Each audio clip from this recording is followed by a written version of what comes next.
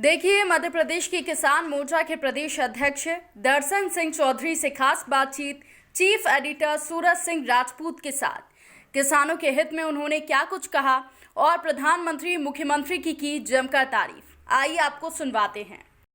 में हमारे साथ मौजूद हैं मध्य प्रदेश के किसान मोर्चा के प्रदेश अध्यक्ष दर्शन सिंह चौधरी।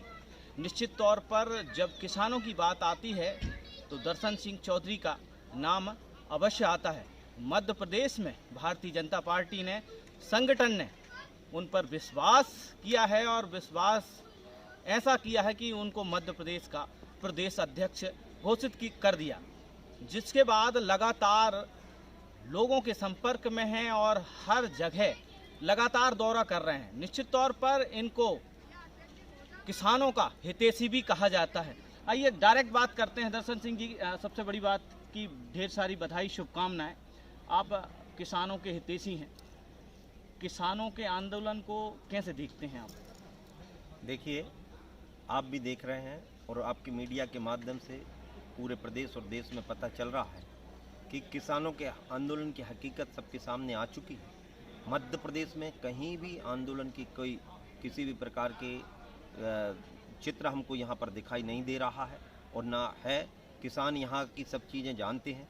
सबसे बड़ी बात, सबसे बड़ा भरोसा यदि देश के अंदर किसानों में किसी नेतृत्व पर है तो हमारे माननीय शिवराज सिंह जी पर मध्य प्रदेश के अंदर है और देश के अंदर माननीय मोदी जी पर है।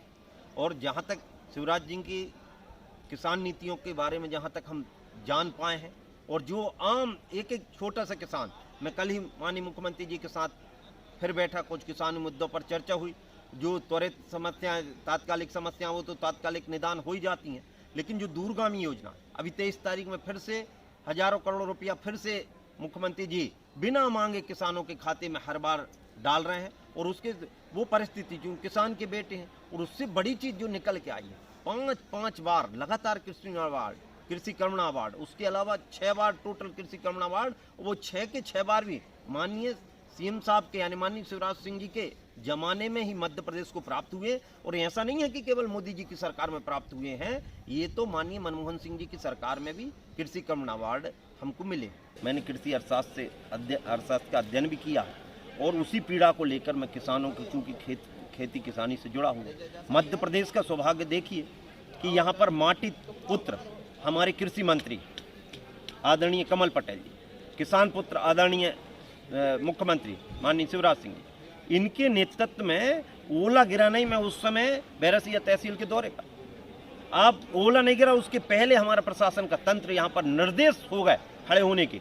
हमने देखा आरबीसी 6-4 एक समय मजाक हुआ करती थी माननीय शिवराज सिंह जी के कार्यकाल के पहले। आरबीसी 6-4 में किसी प्रकार का परिवर्तन नहीं। 1950 का जो एक्ट था अंग्रेजों के जमाने का, वो एक्ट एज इट इज था। 58, 54 इस प्रकार की राहत राशि मिलती थी। मजाक था किसान के साथ। उस आरबीसी 6-4 में बड़ा परिवर्तन करके किसानों को न्याय दिलाया। बीमा की जहां तक हम बात करें तो बीमा की पहली नीति हमारे मध्य प्रदेश से माननीय मोदी जी के नेतृत्व में शेरपुर सीहोर से शुरू करके और पूरे देश के अंदर ये निश्चित है कि कुछ नीतियों में जहां गड़बड़ी समझ में आती वहां सुधार की गुंजाइश हमेशा बनी है। और उस नियम में जहां जहां सुधार की गुंजाइश है, माननीय सीएम साहब और हमारा प्रशासन तंत्र उस मामले में कभी बहुत गंभीर हमेशा रहा है और तुरंत उस पर कार्रवाई करेगा। और इस प्रकार के जो भी कार्रवाई आप तो अपने यहाँ भी देखें, जहाँ ओला पाले की बात आ रही, हमारा प्रशासन वहाँ पर खड़ा आपको दिखेगा और किसान को न्याय, किसान का अधिकार आप में एक आश्चर्यजनक काम है। और कोरोना काल में जहाँ तक हम देख रहे हैं कि पूरे विश्व के गिरजाघरों के घंटा बंद हो गए थे, गिरजाघरों के द्वार बंद हो गए थे और पूरे उद्योग धंधे ठप हो गए थे। उस समय भारत का किसान, भारत का जो मजदूर है, उसकी दम पर ही आज हमको ये खेती किसानी दिखाई दे रही है। हमारी जीडीपी हर सेक्टर में घटी, लेकिन खेती की जीडीपी बढ़ रही है। और मध्य प्रदेश में विशेष तौर पर जो बीमारू राज्य से लेकर विकसित राज्य की जो कहानी है, आप मीडिया के माध्यम से कई बार उसको व्याख्यात कर चुके हैं और उससे अच्छी बात कोई नहीं हो सकती। आज मध्य प्रदेश का विश्वास माननीय शिवराज सिंह जी चौहान पर है।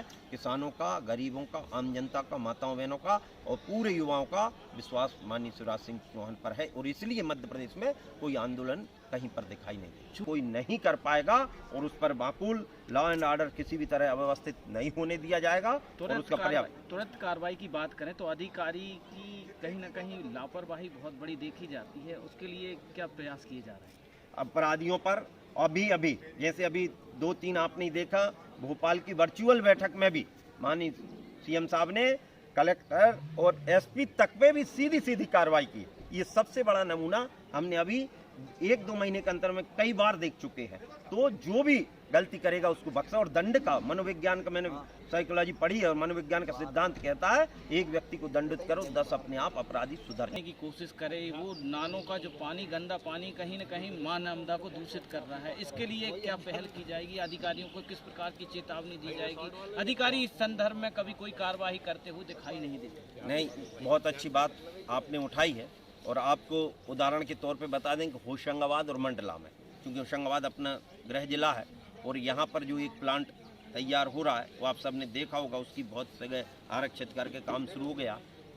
जो भी नालों का पानी है और वहाँ पर वो रखेंगे, उसके शुद्धिकरण करके और खेतों में दिया जाएगा। नर्मदा मैया पर इस प्रकार का नहीं आएगा। ऐसे बहुत सारे प्रोजेक्ट, चाहे मंडला का और बहुत सारे प्रोजेक्ट इस प्रकार के मध्य प्रदेश में बनाए जा रहे हैं। आगामी समय में पूर्णतः नर्मदा नालों से मुक्त, नर्मदा जी मुक्त रहेंगी, ऐसी हम सबकी। मां नर्मदा को प्रदूषित करने वालों के ऊपर किस प्रकार की कार्रवाई करेंगे? लास्ट सवाल में निश्चित है, मां नर्मदा हमारे लिए भौतिक वस्तु नहीं, माँ और माँ जीवंत, और हम तो हमारे पेड़ पौधे भी जीवंत हैं। तो माँ पर अत्याचार जो भी करेगा उसको ना तो सरकार ने भी इस प्रकार के बर्दाश्त, जितने भी प्रकार के उसके, चाहे वो रेत का नमूना हो चाहे अन्य प्रकार के नमूने हो, उन पर माकूल कार्रवाई करने की कोशिश मध्य प्रदेश की सरकार ने की है। माननीय शिवराज सिंह जी इस बारे में बहुत सजग हैं और वो कतई बर्दाश्त नहीं करेंगे। जो इस प्रकार के माँ के ऊपर